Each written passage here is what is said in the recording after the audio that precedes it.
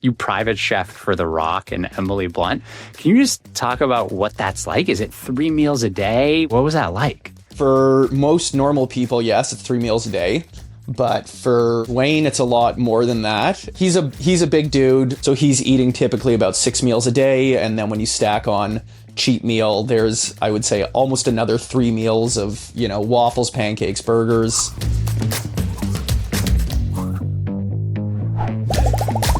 You're listening to Food Empires by Grocer's List. I'm your host, Ben Jabawi. Josh, what's up, man? It's so good to have you. Thanks, Ben. I appreciate doing this together. It's going to be fun.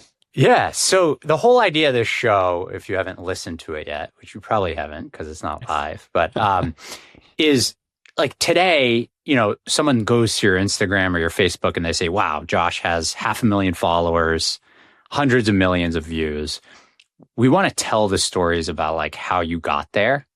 Right. And it's different for everyone. Everyone runs their own playbook. There's a lot of commonalities, but the whole idea is to inspire people that are like maybe 1 or 2 steps behind where you are. So let's wind back. Like, I know you're a private chef. Take us back to the beginning. Let's see if I can kind of breeze through this pretty quickly, but I'd say like my story starts pretty traditionally as far as a chef goes. For the better part of a decade, I was an executive chef running some pretty heavy hitter award-winning restaurants. About kind of 6 years ago, I got introduced to The Rock. He was in town filming a movie.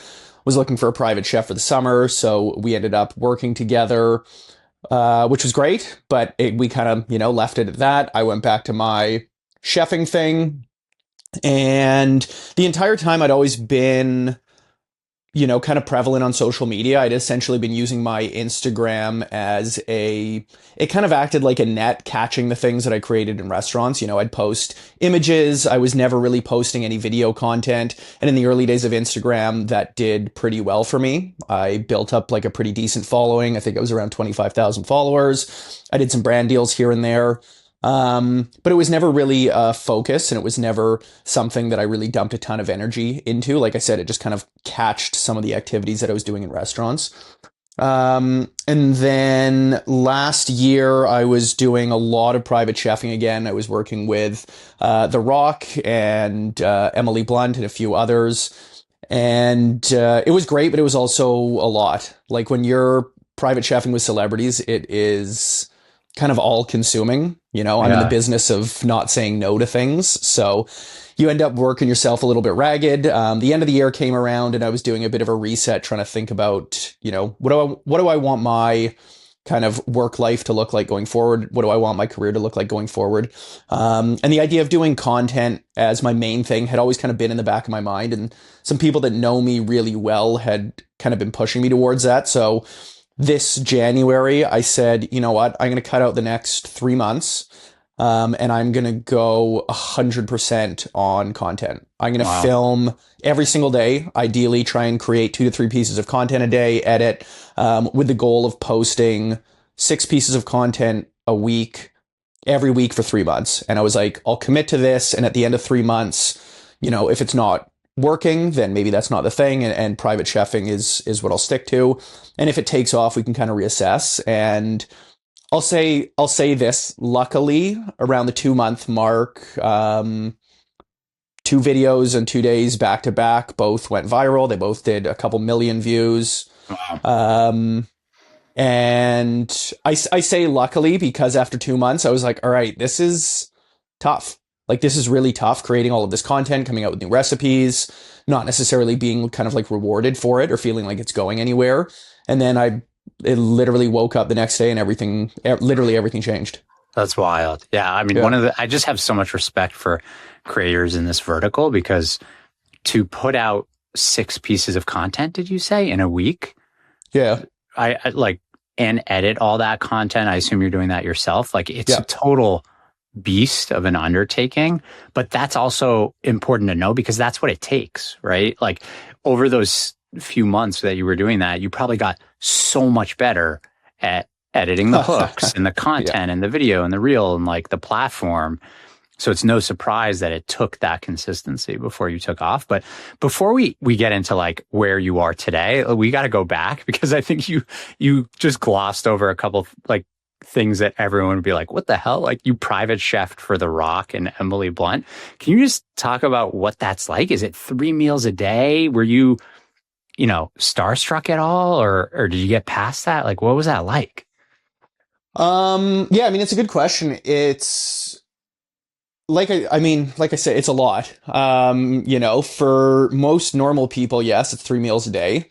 But for Dwayne, it's a lot more than that. And for anyone that follows him closely, like he's pretty public with his kind of meal regimen and his, I would say now notorious cheat meal.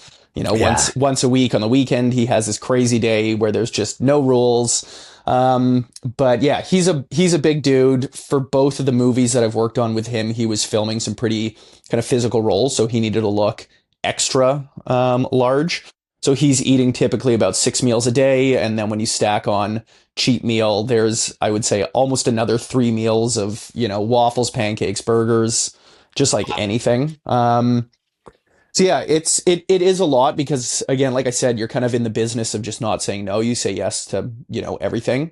And there's days where someone might wake up and they might crave this. I might have just been at their place dropping off some food or making food. And then 2 hours later, they're like, oh my God, I just saw this on my Instagram. Could you make it for me today? And I'm just like, yes, let me cancel all my plans this evening. I'll come right back. So that's actually interesting. So like some of the inspiration for what you were private chefing was coming from reels and images on Instagram. Yeah. I mean, like the one thing I'll say about Dwayne is I'm passionate about food. I love food. I'm completely immersed in it. It is totally my life, and it's something that I love. But surprisingly, Dwayne has like a similar passion for food. He loves it. Yes, he's eating a lot of the time like a bodybuilder, but there's a lot of days where he's, sending me, forwarding me, DMing me Instagram things that he comes across some like crazy cheat meal ideas or like a cool way to do a burger, steak and eggs. So for a guy who's eating like pretty regimen, he's also just very into and excited about his food, about his diet. Yeah. We have another customer that interacts with him a lot around his cheat days. I don't know if you're familiar with Well Made by Kylie, but she puts out these insane desserts. And I know that he's like, I always see him commenting on her stuff. Like, it's great. So he's like, you can tell he's really involved. Yeah, he's passionate. Amazing. And so was part of like when you're seeing these DMs and ideas from him, is that where you realize like, oh, I should be doing that for myself? Like creating that content for myself instead of the chefing? I'm not going to say that that's kind of where the crossroads happened or where like I really had the idea to kind of flip onto the content side. It was more just wanting to be kind of like entirely in control of what it was that I was doing. Again, in that example I gave, where it could be like, Wednesday night, I get a text from XYZ saying, hey, could I get this tonight? Could we do this tomorrow? I'm just like, and everything I do is with a smile. Yes, totally. The reality is it's like, okay, cancel a bunch of plans, shift a whole bunch of things. My entire life kind of changes. It more kind of came from that place of wrapping up the year, looking back on it and being like, okay, that was a great year, business wise, it was successful. It was really fun, but it was also like demanding. It was exhausting. And a lot of the times I'm almost like a passenger for the things that need to happen. And so in the new year, kind of reflecting back on that, I was thinking about content and the vision that I had looking forward. I could really see how, yes, obviously it's a ton of work, but I get to be, and I am very much like in charge of and in control of all the things that I do, all of my activities, my schedule, my time, etc. And to me, that's something that's really important. And yeah, even though, content creating is a full-time business, being in control of that to me is something that's really valuable. Yeah. So in that 2-month period where you're going 6 pieces of content a week, did you sit down and plan that out like on Monday, or every morning you woke up and you're like, all right, what am I going to cook today? What am I going to film today? Yeah, so I mean, I'm happy to kind of pull the curtain back and give you a pretty good snapshot of what it looked like. But if I'm going to be perfectly honest and go back to the start of the year, it was not it was not planned, it was not organized, it was very kind of freestyle. Like admittedly, I had no idea what I was doing, and I was just trying Yeah, to stay one step ahead of things so that maybe to the outside observer or to my audience, it looked like I knew. But all day I was kind of consuming content, trying to see what was going on in this space, how it had changed since I last, really paid attention. And then I'd wake up and be like, okay, what do I want to make that I also want to eat that I can also figure out how to film? And it was just this kind of like Tetrisy Jenga moving blocks and pieces.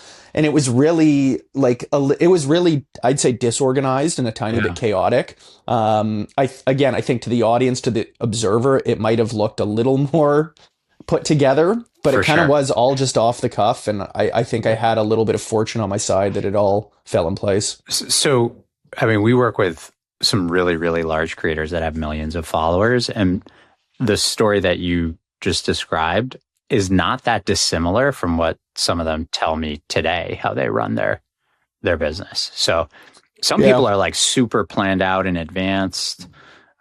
Hey, here are the recipes I'm going to be creating or repurposing or republishing over the next month. Others, and it tends to be some of our largest, are just kind of flying by the seat of their pants. So, you know, you're not alone in that. But Yeah, I mean, early days it did look a lot like that. Things have obviously kind of tightened up and become a lot yeah, more planned out. But just to give you a little example, when I first started, it would take 4.5 to 5 hours to film one piece of content, and about 3 to 4 hours to edit it. wow.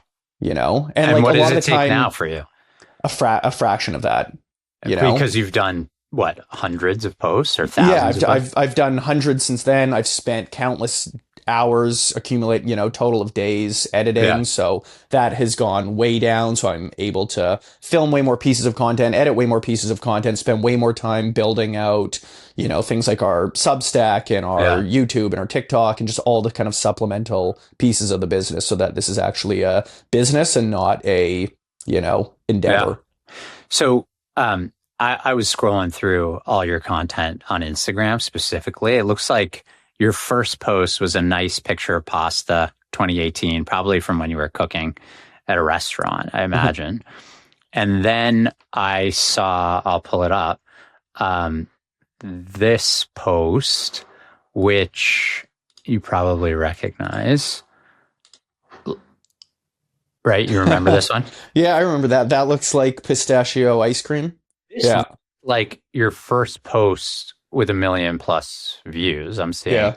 33,000 likes, 400 comments. Like, how did that feel when you woke up and saw that traction? Um, yeah, I mean, honestly, it is a little hard to describe because again, I'd mentioned that I was about 2 months in, just cranking and churning content out and starting to feel like it may not go anywhere. Um, so like if I am being perfectly honest, when that one did go and went viral, it did feel like a pretty tremendous weight off. It kind of felt like, oh my, like, it was this huge like aha moment, like, okay, I do know what I'm doing.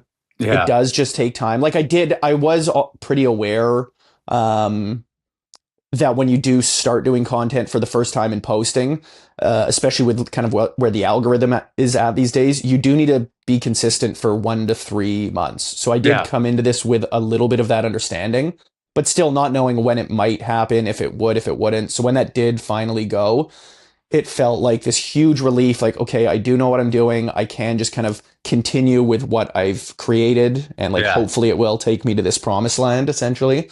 Now, um you didn't make a dollar off of that post, I no assume, right? no So no it no still no wasn't like, oh, this is a career no or a not at all, business. It was just not at like, all. okay, there's the something here. Yeah, the door's open, Yeah. essentially. It's like, okay, now I can work a ton to build this Yeah. thing. But it Who is the basically, first person you texted or called when you hit that? Well, I mean, for sure, that'd be my partner, Mackenzie. Like her and I essentially run this business together. Oh, I am wow. entirely a content creative chef. My realm is creating food, creating content, posting it. As was my example with what this business looked like when I first started it. Being organized, doing ops, being technologically savvy. None of those are my strong suit. My partner Mackenzie is just like incredibly skilled in those departments. So her and I run this business together. We're a perfect complement because we have very different skill sets. So that was something that both of us had been kind of working towards. And so when it finally happened, we got to celebrate that moment together, which was really That's special. amazing. Yeah, Congrats. thank And you. do you think like there was something special about this pistachio ice cream recipe? 100%. That shot that you're showing right there, I think is it. I think the and like I can nerd out on this Let's do it. Let's do it. aggressively. Yeah, that's the whole So like idea.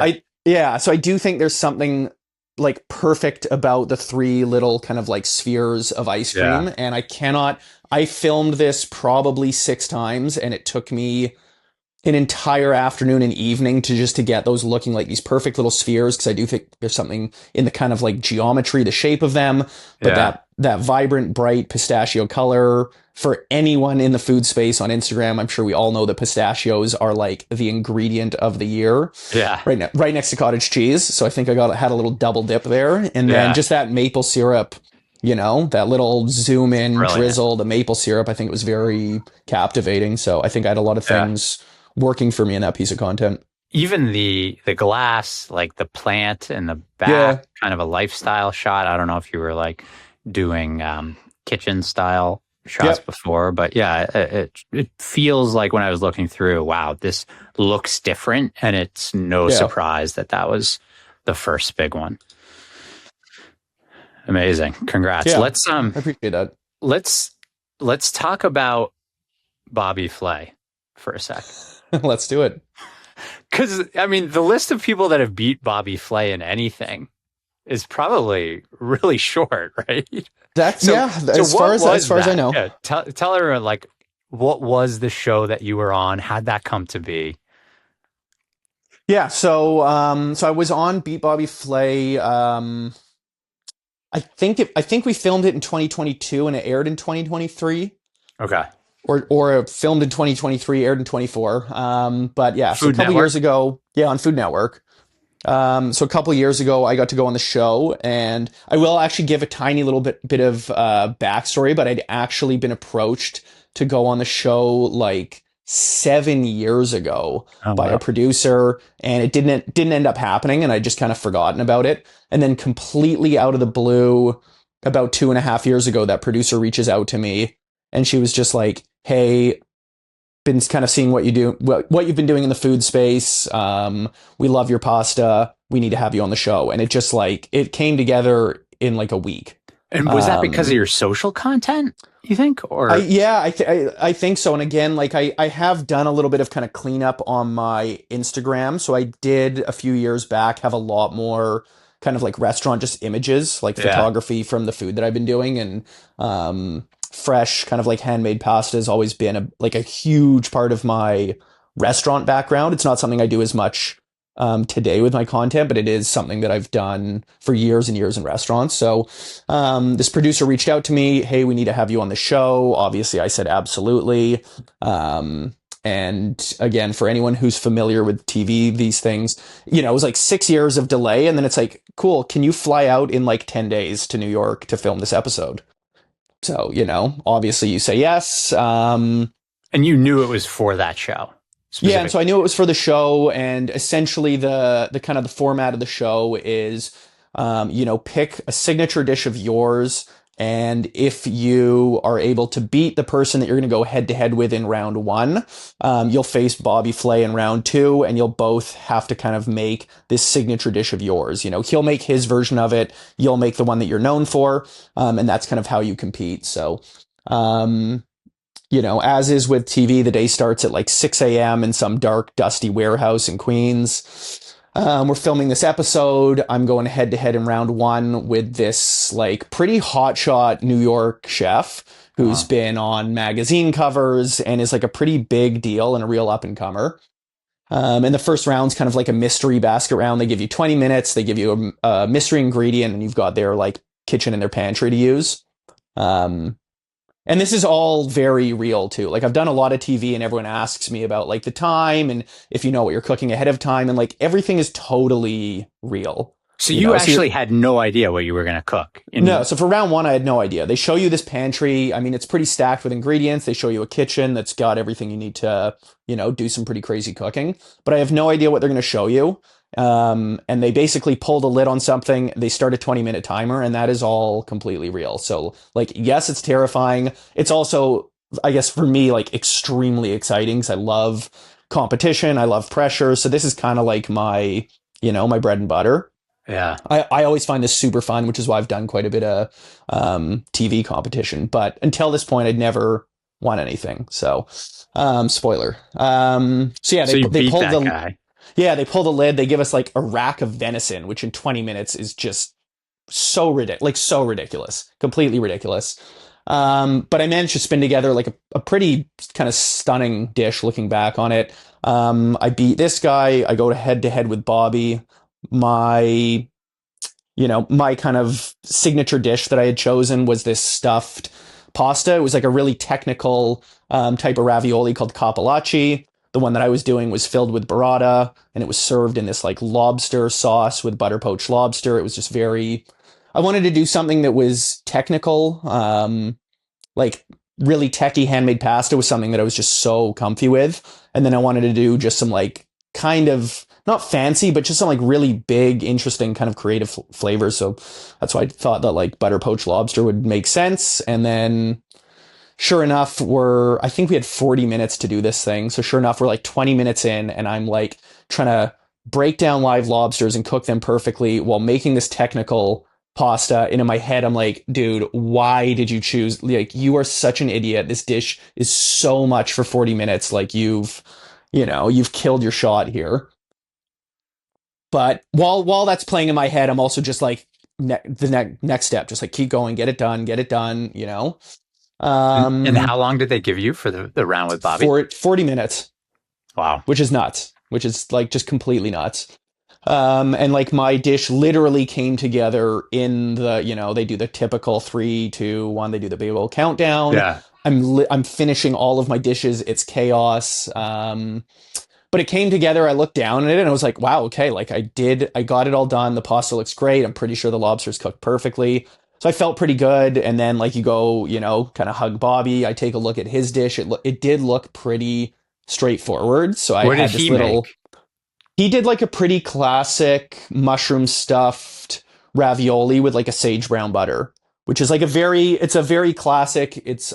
I would say like just a little like old school, not in a bad way. Yeah, It's yeah. classic, but it's straightforward. So I saw that and I was like, okay, like, Yeah. mine's kind of creative, inventive. Maybe I get a little boost from that. And then we put the dishes in front of the judges. They started with Bobby's. They had a couple critiques. So with every critique, I'm like, oh my God, there's a chance. Oh my God, and there's just like this building feeling of possibility.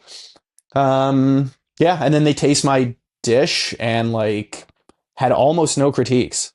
That's And there were amazing. some like pretty heavy hitter judges. A couple of them were like losing their mind over it. So in my head, I was literally telling myself, I was like, I'm pretty sure I won, I think. And then, yeah, sure enough, they announce it. I black out and do some happy dance. Bobby and I kind of like high five, and the rest is history. There you go. The story of how Chef Out West beat Yeah, Bobby Flay. I love that. yeah, it So was then wild. that airs in 23, you said. What did that do for your social profiles? Yeah. Like, did it skyrocket you or I mean, not? it was definitely a big boost. Like I will be perfectly honest. I didn't like try to harness it the best way that I possibly could, and I really wasn't focused on my social back then. So I just kind of like let it do what it did naturally. So I get, a nice influx of followers. All of my kind of content that I had posted gets a little bump, but I really wasn't working it. I wasn't actively harnessing it, and let's just say that were to happen today with what I'm doing with content, like it would just be so different. It would be such a phenomenal boost, and there's so much I could do with that. But Mm, yeah, that's it interesting. is. Yeah. Do you think about that moment? Like, was that an important moment for you personally and your confidence for where you're at today? Well, yeah. I mean, I think about the moment of beating him for sure. I mean, I think about the fact that when I had done food competition in the past, like I'd been on Chopped, MasterChef, a show called Fire Masters. I'd only ever come in second. I never won anything, but I'd also always, um, how do I say? I felt so much when I was doing those shows. Like when I did Chopped, I was so excited, so nervous, so this. Like there was just so much going on for me while it was happening. Whereas when I was on Bobby Flay, like I just had fun. I had so much Wow. fun. I felt like I was really like in the moment and really present to it. And so when I look back at it, I think about that it just feels like I've matured a lot over the years. I've matured a lot, since I was on Chopped, I think like 10 years ago. And it just feels like a very kind of signifying moment for me in my path that I'm on. I love hearing that you were actually able to enjoy it and have fun. Like, there's so many times in Yeah. as an entrepreneur where you're just like, you're so nervous that Yeah. you aren't able to appreciate or celebrate the huge moments. And you did it. That's a great story. Yeah. I I appreciate want that. to flip forward a little bit. I'm seeing you everywhere, which is why I wanted you to come on the show. Everywhere. It's like anytime I log in, I'm seeing one of your recipes. It's great. I saw this one the other day. So this is Oh your, yeah. I feel like, does this have like tens of millions of views now? Yeah, I mean, I literally I've got this tiny little waffle. So I had an idea to do like a little mini waffle recipe literally months ago. I couldn't even tell you how many months ago. So I bought that tiny little waffle maker off Amazon and then just forgot about it. Like the idea kind of faded, went into the background, and yeah, and then about a month and a half ago, it's like, okay, I needed to film something. I literally just happened to have some like these kind of par cooked potatoes in my fridge from the day before from something that I was filming. And I just wanted to film something like kind of quick and easy. So I just, yeah, this was literally like a random little throw together. I went into like editing mode and started looking at it. I was like, oh, this looks pretty good, pretty fun. And I Had posted, you ever done it before though? Like, had you ever no, no, boiled a potato and then popped it no, in? I'd never made, this was the first time I'd made a potato waffle, the idea popped into my head. It made sense. It seemed cool. I like, again, I'm pulling the curtain back today. So I'm going to be perfectly honest. I just wanted to film something like quick and easy. I Yeah. had, I had a full day afterwards. So this was like, I had a little Yeah. window from 11 a.m. to noon. I had a couple ingredients on hand. I didn't even want to go to the grocery store. There was no planning for this. It just happened. Unbelievable. Yeah, I Unbelievable. threw these things together, filmed it, edited the next day, and while I'm editing, I was like, this does look pretty cool. I didn't think it was. I guess I didn't think it was going to do what it did, but I posted it within a few days. It's at like 30 million. That's insane. 30 And now million you've on Instagram, like 6 million on Facebook, 6 million on YouTube, 7 million on TikTok. And I was like, oh, okay, there's something here. yeah, Like right. there's something here. You've parlayed it into like a whole series around this now. Because Yeah, I've seen a yeah. bunch So of other content like this from you. yeah, so recognize the success that it had, and I think just the like the approachability of something like a potato waffle. It's so simple and straightforward. I think something I've really recognized with content is that people connect with things that are approachable, things that are familiar. So if I'm speaking specific to like food and ingredients, things like potatoes, eggs, just like staples. Yeah. It doesn't need to be anything crazy. I think just doing something like fun and creative with things that everybody loves to eat, everybody loves to cook, everyone has on hand already. That to me has been like a real kind of sweet spot and a bit of an eye opener. So I think what was so interesting about these potato waffle videos that I released was just that the approachability of it. And like, I haven't been able to keep count, but there have been tens of thousands, maybe even hundreds of thousands of people who have replied on the post with photos and being like, I made this morning. This is mine. That's There's great. thousands of like remixes of people trying it at home. So to me, that's Awesome. something that's really cool with food content, is being able to inspire people to cook at home. Amazing. Yeah. There's so many different ways to build a business as a food content creator. I would say a lot of our customers have this business that is centered around their website and ads on the website. You obviously your background was a chef, then you were a private chef, now you're a content creator. Can you help us understand your business model? Because it actually looks pretty different than a lot of the creators that are Yeah. probably listening to this. Yeah, absolutely. And I'm excited that we're going to talk about this. So I'll kind of give you a little bit of breakdown of what my business looks like. But essentially, I would say, as with all food creators, the goal is to create content across platforms that gets big views and amasses a big audience. And then for me, the driver with the business is to then negotiate brand deals. If you look at my Instagram page, you'll see a few per month. But essentially doing a deal with a brand, I'm using somebody's food product, somebody's cottage cheese, somebody's blender, and highlighting that in a video. For food creators, or for any creator with a big audience, like that can be a significant business. So the revenue there can be, pretty sustaining and sustainable. So for my business, that is the backbone. That is the, kind of reason that I'm looking to build the audience right now, is to get bigger and better brand deals, work with more interesting and larger brands. And that's kind of the backbone of everything. And then for us right now, our supplemental pieces, I'd say there's two. So along with building our kind of like social media platforms and audiences, we're also building our Substack. And so for those unfamiliar with Substack, it's a bit more of a platform for writing than it is for visual content. However, we're using that essentially as kind of like a recipe hub. So anytime you see any of my recipes online, you'll always see my kind of like auto DM key in the comments. It'll always say comment recipe, and I'll send, my step-by-step right to your inbox.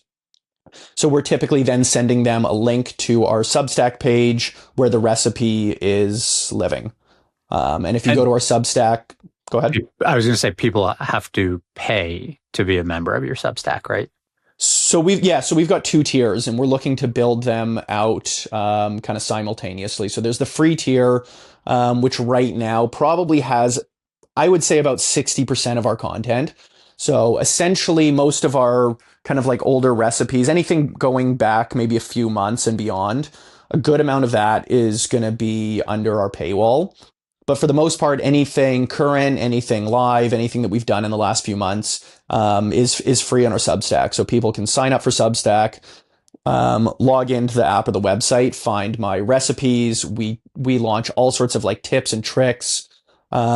Just a few months ago, we started releasing what we're calling blueprints. So we did like a Thanksgiving blueprint, which was, I think, like a 10-pager on how I do Thanksgiving, how I make it stress-free. We even have a timetable of like, this is when you start cooking the veg, this is when you do the turkey, and it's built over a couple of days just to give people a guideline. So there's lots of resources, tools, things like that basically we want to share with our audience. And then, like you said, there's the kind of paywall version. So we have a membership platform where people can pay. Right now, it's around $6 a month, and you just get free, unlimited access to all of our content, all of the recipes, all of the guides, all of the tips and tricks, everything that we do. And so that's another kind of supplemental piece of the business. And then the third one is literally just monetized content. So on YouTube and on Facebook, both of those platforms are currently paying creators essentially for the views that they get on their content. So my Facebook is actually even larger than my Instagram. I've got I think around 400,000 followers on Facebook, got 66 million views across my content last month, and Facebook pays like quite well for those views. So that's another kind of piece of our business right now. Yeah, we're hearing a lot about Facebook. It almost feels like a resurgence on the platform, especially for food. Yeah, it seems like it. So, I mean, we're, kind of happy to be participating in that space. I mean, the one thing that's really nice is it does seem to be a slightly different demographic than some of the other platforms. So when you look at who we're able to get in front of and reach across all the different platforms that we exist on, it really, it gets us in front of a lot of people, which for our business is great. Awesome. Super helpful to get the breakdown. Well, what about this year? I mean, we're recording in December. This will go live in January of 2026. Like, what does next year look like for you? Are you introducing new stuff? Are you doubling down on what's already working? Yeah, so for the next year, I mean, obviously there's certain things in the business that are really working. Instagram, just like the content that we're releasing is working really well, but the way that we kind of monetize that and build a business around it. I'm not going to say that we want to change it. We just want to kind of move efforts into different areas. And again, I'm going to say that the Substack, like our membership piece of the business, is something that we really want to focus on and figure out, how do we drive more value in the space?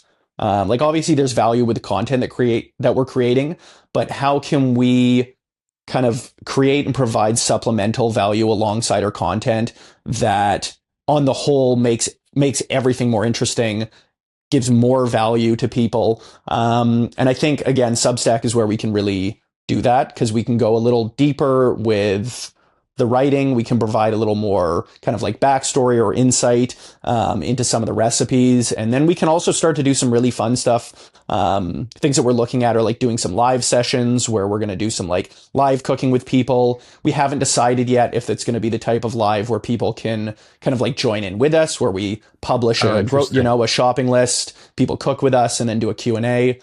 But we want to basically just try and spend more time with our audience. A lot of the content that I create is it's the quick cut, the kind of high dopamine, the like high level aspirational food videos. But I think we want to try and connect with the audience in a more meaningful way. And I think by doing things like lives, it gives the audience the feel that we're all in this like kind of kitchen space together, and we are all able to cook together. And I think that's something that could be really exciting. Awesome. Josh, super fun to catch up. Appreciate you kind of sharing all the details and the behind the scenes. You've got some amazing stories and momentum. I'm super excited to see where you take it next year. And let's, maybe we'll end. If anyone wants this episode, just comment, listen. We'll DM you the link to the podcast episode, as well as Josh's favorite recipe from all his recipes. Love it. Thanks for coming on. Yeah, that was super fun, Ben. Thanks for having me. I can't wait to listen to this. If you made it this far, you're serious about growing your food empire. Thousands of the top recipe creators use Grocer's List to drive more website traffic, grow their email lists, and earn more through paid memberships. Head to grocerslist.com/podcast to learn more about how we can help you grow, engage, and monetize your audience.